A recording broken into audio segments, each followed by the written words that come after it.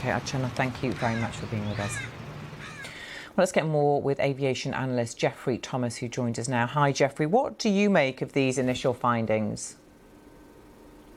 Look, the report, it's 15 pages long, tells us a lot, but it's what it's left out. And what concerns us is the cockpit voice recording. None of that is actually made available to us. All we get from the report is them saying that one pilot says to the other, "Why did you switch off the fuel switches?" And the other says, "I didn't." Now, which pilot said it? Which pilot did it? Which pilot said it? And was that an exact quote? Because we aren't given the exact quotes, and we haven't got any other conversation from the cockpit either. So there's a lot happening in that cockpit that we don't know about, and that would certainly help us to understand what happened with these switches. Now, as your correspondent said, these switches can't be inadvertently just knocked and, oh my God, I've switched the thing off.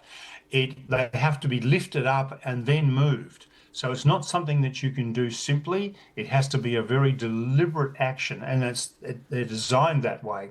So there's a lot of questions still out there that we don't have answers to. And this is not going to bring closure for the families and friends left behind.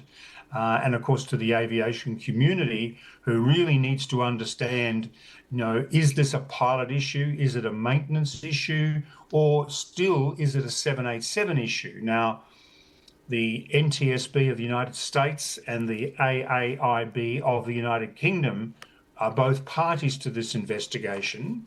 And I would think if it was a 787 issue, they would have been all over that immediately because of the wider implications of that, because there are over 1,100 787s flying today, carrying 500,000 passengers a day.